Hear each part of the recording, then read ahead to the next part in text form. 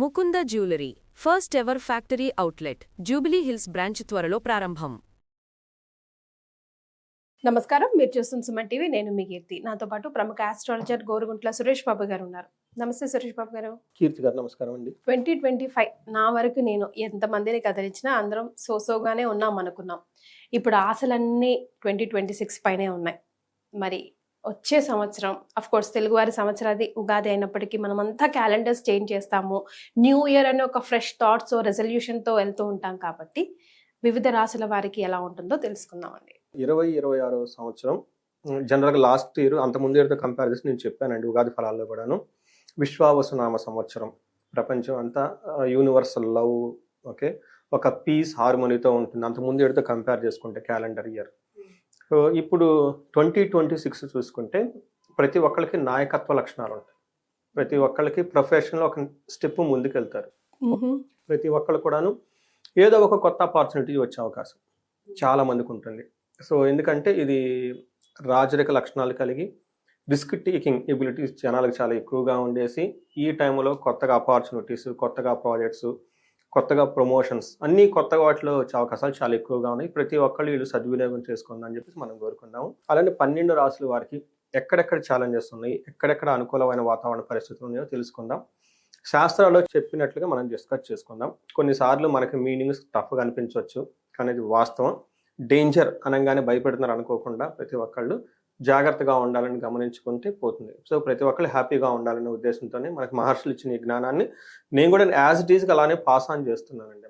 So మధ్యలో western astrology అని, social media అని రకరకాల గూగుల్లో వస్తాయి, కానీ యాజ్ ఇట్ ఈస్ మూలతరంగా చెప్పడానికి మనం ప్రయత్నించాం. సురేష్ బాబు గారు, ఇప్పుడు మనం ఈ రోజు చేయబోయే ఈ రాశి ఫలాలు 2026కి సంబంధించి ముఖ్యంగా ఏ గ్రహాలు ఎప్పుడెప్పుడు మారుతున్నాయి, వాటి రిజల్ట్స్ ఎప్పుడెప్పుడు వరకు స్టేబుల్గా ఉండి మళ్ళీ ఇయర్లీ రాశి ఫలాలు చెప్పుకోవాల్సిన అవసరం వస్తుందంటారు? మనకి 2 రకాలు ఉంటాయి. ఒకటి మంత్లీ ఫలాలు. మనకి కొన్ని గ్రహాలు చాలా ఫాస్ట్గా మూవ్ అవుతాయండి, కొన్ని స్లోగా మూవ్ అవుతాయి. ఎన్ని స్లోగా మూవ్ అయ్యే గ్రహాలన్నీ ఇయర్లీ ఫలితాలు చెప్పుకుంటారు. శని 2.5 సంవత్సరానికి మూవ్ అవుతాడు. గురువు సంవత్సరానికి మూవ్ అవుతారు. రాహుకేతులు 1.5 ఇయర్కి మారుతూ ఉంటారు. అంటే ఇవి మారినప్పుడు చాలా ఎక్కువగా లాంగ్ రన్ ఇంపాక్ట్ ఉంటుంది. కాబట్టి వర్ష ఫలంలో లేదా ఇయర్లీ రాశి ఫలాలు, లేదంటే మనకి ఇందులో ఉగాది రాశి ఫలాల్లో వాటి గురించి చెప్పుకుంటాం. మంత్లీ కొన్ని గ్రహాలు మారుతుంటాయి. సూర్యుడు, కుజుడు, శుక్రుడు, తర్వాత బుధుడు, ఈ గ్రహాలు మనకి మంత్లీ మారుతూ ఉంటాయి. 2.5కి ఒక రోజు వచ్చేటప్పుడు చంద్రుడు మారుతూ ఉంటారు. అందుకని మనకి మంత్లీ ఫలాల్లో ఈ 4 గ్రహాలు ఎక్కువ చెప్పుకుంటాం. సూర్యుడు గురించి, కుజుడు గురించి, బుధుడు, శుక్రుడు గురించి మాట్లాడుకుంటాం. ఇయర్లీ ఫలితాలు చెప్పుకున్నప్పుడు యూజువల్గా మనకున్న ట్రెండ్ ఏంటంటే శని, గురువు, రాహుకేతుల గురించి మాట్లాడుకుంటాం. అందులోనే ముఖ్యంగా శని గురించి ఎక్కువ మంది మాట్లాడుకుంటాం. అయితే ఈసారి మనకేమవుతుందంటే శని మారట్లేదు. ఆయన 2.5 సంవత్సరం కాబట్టి లాస్ట్ ఇయరే మారారు కాబట్టి ఈ హోల్ ఇయర్ అంతా ఒకేలాగా ఉంటుంది, మార్పు ఉండదు. గురువు మాత్రం ఖచ్చితంగా జూన్ 2వ తారీఖు మారుతూ ఉన్నారు. రాహుకేతులు ఇయర్ ఎండ్లో డిసెంబర్ 2nd మారుతున్నారు. మనం గమనించుకుంటే లాస్ట్ హోల్ ఇయర్ 6 months ఎలా ఉంటుందో అదే రిజల్ట్ కంటిన్యూ అవుతూ ఉంటుంది వచ్చే 6 months వరకు కూడాను. బట్ గురువు మాత్రం జూన్లో మారుతూ ఉంటారు. అయితే ఈ మధ్యలో విపరీత వేద అన్న చిన్న కాన్సెప్ట్ ఉంటుంది, కొంచెం ఫలితాలు అటు ఇటు తేడా ఉంటుంది అనమాట.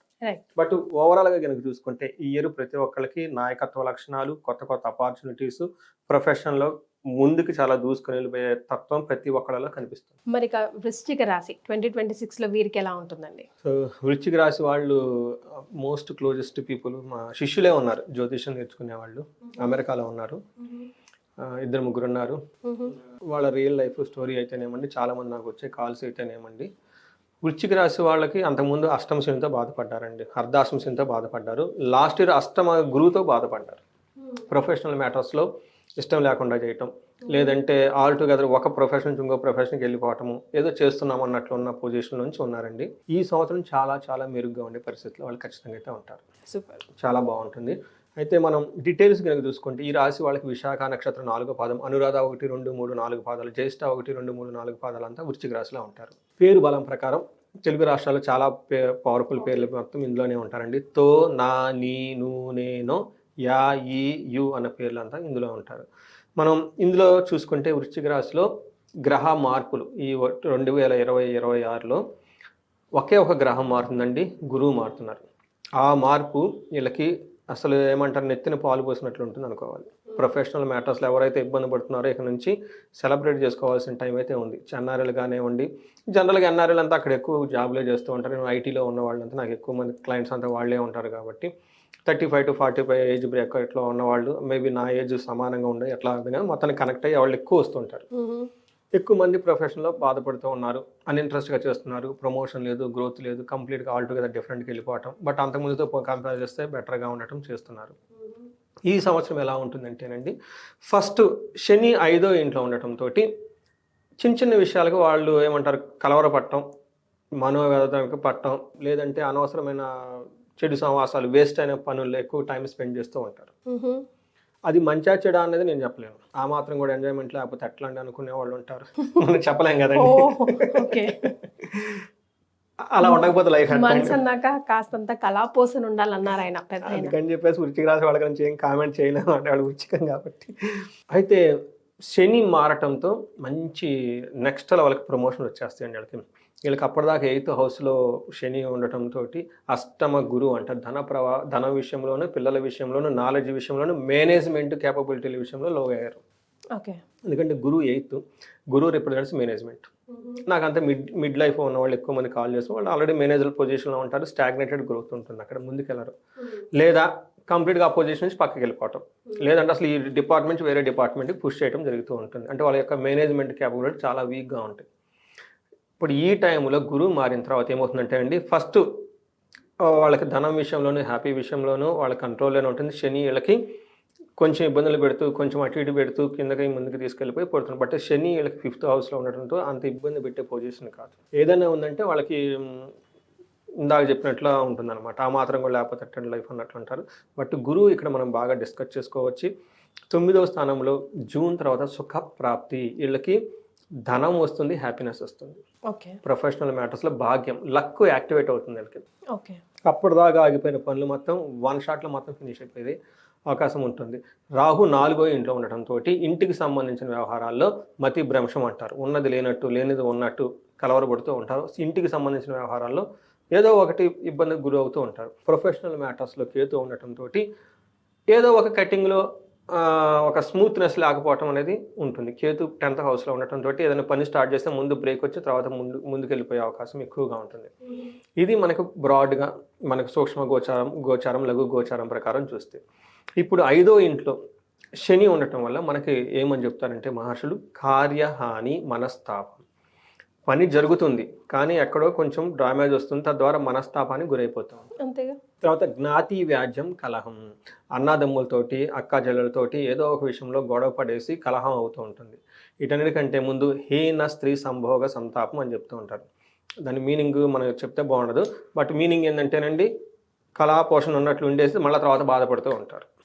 ఎడిక్షన్స్ వచ్చే అవకాశం ఎక్కువగా ఉంటుంది. ఈ టైంలో కేర్ఫుల్గా ఉండాలి. అది తర్వాత మళ్ళీ వీళ్ళు రిగ్రెట్ అవుతుంటారు, ఇది చేసామని చెప్పేసి మళ్ళీ ఆ మాత్రం లేకుండా ఎలా అని అట్లా వెళ్ళిపోతూ ఉంటారు.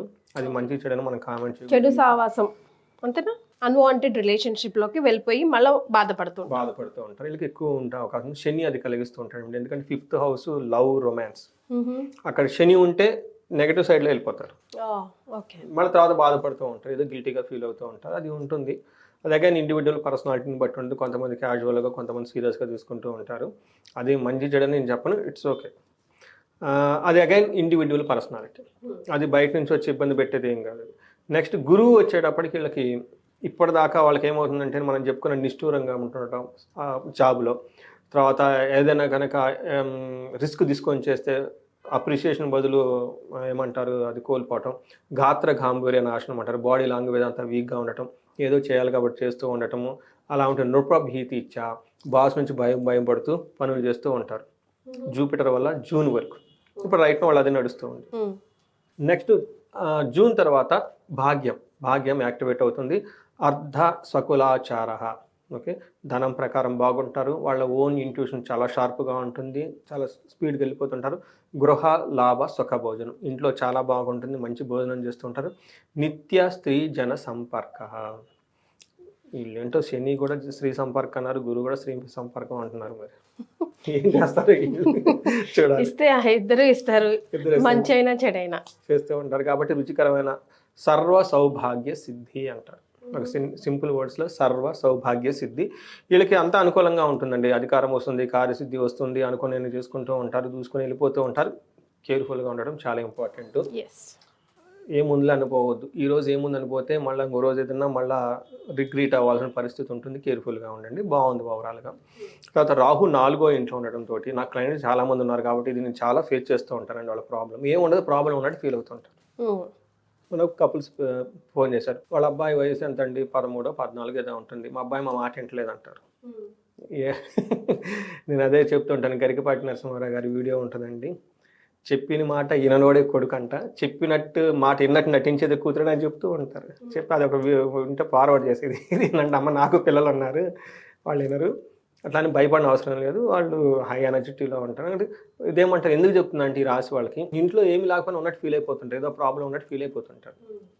పిల్లల విషయంలో ఎస్పెషల్లీ నాకు ఎక్కువ కాల్స్ రావడంతో. సో రాహు 4th హౌస్లో ఉన్నట్టు ఏమవుతుందంటే చిత్తభ్రంశం అంటే ఏంటంటే ఏమీ లేకపోయినా కానీ ఏదో ఉన్నట్టు విజువలైజేషన్ చేసేసుకుంటూ ఉంటారు. పర్టికులర్ ఇంటికి సంబంధించిన వాతావరణం అంతా బాగుంటుంది, ఇల్లు చాలా బ్యూటిఫుల్గా ఉంటుంది, అక్కడ ఎక్కడో మరకబడి ఉంటుంది, ఇల్లు మనసంతా ఆ మరక మీదే ఉంటుంది, ఇల్లు అంతా బ్యూటిఫుల్గా ఉంటుంది, ఏదో ఒక చిన్న ప్రాబ్లం ఉంటుంది, దాన్ని మైండ్లో పెట్టుకొని అంత మదన పడిపోతూ ఉంటారు, లేనిది ఉన్నట్టు ఊహించుకొని. వృశ్చిక రాశి వాళ్ళకి చాలా మంది వచ్చిన కాల్లో ఏదో ఒక ప్రాబ్లం ఇంటికి సంబంధించి పెడతారు, అది ఏమి ఉండదు, అది లేకపోతే ఎలా ఉంటుందమ్మా నేను క్వశ్చన్ చేస్తాను అయిపోతుంటుంది అనమాట. తర్వాత స్త్రీ మూలచ్చ భయప్రదం, స్త్రీల ద్వారా లేదంటే ఇన్ కేసు స్త్రీలు అయితే పురుషుల ద్వారా ఏదో ఒక విధంలో భయపడే అవకాశం ఎక్కువగా ఉంటుంది. ఏదైనా కనుక గమన కార్యనాశనం, ఏదైనా ముఖ్య పనితో ట్రావెల్ చేస్తే దాని ద్వారా సరైన రిజల్ట్ రాకుండా ఇబ్బంది పడుతూ ఉంటారు. బట్ ఇవన్నీ చిన్న చిన్నవి నేను అనుకుంటాను. విత్ కంపేర్ టు అంతకుముందు ఇయర్తో కంపేర్ చేస్తే చాలా బెటర్గా ఉంటుంది 2026 అని నేనైతే ఖచ్చితంగా చెప్తాను. సో నక్షత్రాల ప్రకారం ఎలా ఉంటుందండి? నక్షత్రం మనం చూసుకుంటే విశాఖ, అనురాధ, జ్యేష్ఠ. వీళ్ళకి విశాఖ నక్షత్రం వాళ్ళకి సంపదలు వస్తుంటుంది, మంచి రెస్పెక్ట్ ఉంటుంది, హెల్త్ చాలా రోబస్ట్గా చాలా చక్కగా ఉంటుంది. ఒకటే ఏంటంటే అనుకున్న పని ఏదైనా కనుక ముందు చేస్తే అది మధ్యలో ఆగిపోతుంది, ముందుకెళ్ళే అవకాశం ఉండదు. దీన్ని మనం మరణం అంటాం. నెక్స్ట్ అనురాధ నక్షత్రాలకు సంపదలు ఉంటుంది, సర్వజన పూజ్యం, అందరి దగ్గర పూజ్యులు, రెస్పెక్ట్ ఉంటుంది, హెల్త్ చాలా బాగుంటుంది. అయితే ఇయర్ ఎండ్లో హెల్త్ కాంప్లికేషన్స్ ఉండే అవకాశం ఎక్కువగా ఉంటుంది. వీళ్ళకి కూడా దేహపీడన, మరణం, హెల్త్ కాంప్లికేషన్స్, శారీరకంగా ఇబ్బంది ఉంటుంది. మరణం అంటే ఏదో ఒక విషయంలో మధ్యలో బ్రేక్ వస్తుంది. నెక్స్ట్ జ్యేష్ఠ నక్షత్రాలకు సంపదలు ఉంటుంది, సర్వజన పూజ్యం, రాహు వల్ల చక్కగా రెస్పెక్ట్, గౌరవం అంతా వస్తుంది. ఈ రెండులోకి వచ్చేటప్పటికి హెల్త్ విషయంలో కొంచెం జాగ్రత్తగా ఉండాలి ఈ నక్షత్రం వాళ్ళు. సో జ్యేష్ఠ నక్షత్రం వాళ్ళు మిగతా 3 నక్షత్రాలతో కంపేర్ చేస్తే కొంచెం జాగ్రత్తగా ఉండటం చాలా చాలా ఇంపార్టెంట్. అది కూడా హెల్త్ రిలేటెడ్. రెండోది అనుకున్న పని ఎక్కడో ఒకసారి డిస్టర్బ్ వస్తుంది కాబట్టి ఇన్ కేసు ఎక్కడైనా డిస్టర్బెన్స్ కానీ ఫీల్ అయితే ముందుగానే జాగ్రత్త తీసుకోండి. ప్లాన్ ఏ లేదంటే ప్లాన్ బి పెట్టుకోవాలి. ఎందుకంటే లేదంటే ఆ టైం లైన్ ఒక బ్రేక్ వస్తుందని ముందుగానే ఎక్స్పెక్ట్ చేసుకొని తదనుగుణంగా నెక్స్ట్ మళ్ళీ రీవర్క్ చేయడం అనేది చేసుకుంటూ ఉంటే సక్సెస్ఫుల్గా ముందుకు. అవునండి, ఇది నేను 3/7 రాశి ఫలాలు సుమన్ టీవీలో చేయటం. వాళ్ళకి అష్టమశని ఉన్నప్పుడు ఫోన్ కాల్స్ చాలా సీరియస్, అర్ధాష్టమశని ఉన్నప్పుడు చాలా సీరియస్ కాల్స్ వచ్చాయండి. లవ్ బ్రేకప్స్, తర్వాత డైవర్స్ కేసులు, జాబ్ పోటాలు అన్నీ. లాస్ట్ ఇయర్ అన్ని కాల్స్ రాలే నాకు, చాలా తక్కువ, అది కూడా ప్రొఫెషనల్ మ్యాటర్స్ గురించే వచ్చారు. నాకు తెలిసి నెక్స్ట్ వచ్చే ఇయర్ ఎవరు నాకు కాల్ చేయని నేను అనుకుంటున్నాను. అందరూ బాగుండాలి నేను అనుకున్నాను. నాకు కాల్ చేసినట్టే ప్రాబ్లం ఉన్నట్లయితే. బట్ ఇంకా మీరు ముందుగా ఎదగాలి ఈ నక్షత్రం వాళ్ళు, ఓకే, ఈ రాశుల వాళ్ళు అని చెప్పేసి నేను కోరుకుంటానండి. ఆన్ దిస్ నోట్, మరి వృశ్చిక రాశి వారు పాటించాల్సిన రెమెడీస్ 2026లో? ఒకటి, వీళ్ళకి గురువుకి సంబంధించిన పరిహారాలు ఫస్ట్ 6 months చేసుకోవాలి. నేను చాలా మంది ఇండివిజువల్గా నాకు కాల్ చేసినప్పుడు చెప్పాను, ఇలా ఇంటర్వ్యూలో కూడా చాలాసార్లు చెప్పాను. గురువు కోసం ఇలా ఆశ్రమాలు విజిట్ చేయటం, మెడిటేషన్, యోగా చేయటం, తర్వాత కోటప్పకొండ దక్షిణామూర్తి ఉంటారు అక్కడ, వాళ్ళకి ఒక హోమం చేయించుకోవటం, ఇండివిజువల్గా గురువుకి సంపూర్ణ శాంతి పూజలు చేయించుకోవటం చాలా చాలా ఇంపార్టెంట్. ఎవరైనా కనుక మేనేజర్ రోల్లో ఉండి సరిగ్గా లేకపోతుంటే, స్టాగ్నేటెడ్గా ఉంటే ఇండివిజువల్గా జాతకం చూపించుకోవడం చాలా ఇంపార్టెంట్. ఇంకా ఏమైనా కనుక ఇష్యూస్ ఏమైనా ఉంటే ఇండివిజువల్గా వాళ్ళ లైఫ్లో ఒకసారి జాతకం చూపించుకొని చాలా మంచిది. రెండోది అన్వాంటెడ్ రిలేషన్షిప్స్ అవి ఉంటే కట్ చేసేసి ఫోకస్డ్గా వెళ్తే చాలా బాగుంటుంది. వీళ్ళు చక్కగా ఉదయాన్నే సాయంత్రం సంధ్యావందనం కనుక చేయగలిగితే చేయించుకొని చాలా చాలా మంచిది. లేదంటే యోగా మెడిటేషన్ చేస్తే చాలా చాలా విపరీతంగా కలిసి వస్తుంది ఈ రాశి వాళ్ళకి. అలానే జపమాల ఏదైనా ఒకటి పట్టుకొని ఓం నమః శివాయ మంత్రాన్ని కంటిన్యూస్గా చేసుకున్నా కానీ విపరీతంగా ఉంటుంది. ఏదైనా కనుక చాలా పాశుపత అభిషేకాలు ఉన్నాయండి తెలుగు వాళ్ళకి. పాశుపత అభిషేకాలు చాలా పవర్ఫుల్గా పనిచేస్తాయి. నేను కూడా ఫస్ట్ రెమెడీ పాశుపత అభిషేకం చేయించుకోమని, నాకు ఫోన్ వస్తే ఏదైనా సీరియస్గా ఉంటుంది అట్లీస్ట్ మహాన్యాసపురంతో కంప్లీట్ రుద్రాభిషేకం చేయించుకోమని చెప్తున్నాను. ఎట్లాంటి పాతకం ఏదన్నా కానీ ముందు ఇన్స్టాంట్ రిలీఫ్ వస్తుంది. సో ఇవన్నీ చేసుకుంటే బాగుంటుంది. సహజంగా ఈ రాశి వాళ్ళకి ఈ 2026లో చాలా బాగుంది, ఇంకా అద్భుతంగా ఉండాలని చెప్పేసి మనం కోరుకుందాం. థ్యాంక్ యూ సో మచ్ అండి. వృశ్చిక రాశి వారికి 2026లో ఎలా ఉంటుందో తెలియజేయడంతో పాటుగా రెమెడీస్ కూడా సూచించారు. ధన్యవాదాలు. నమస్కారం అండి.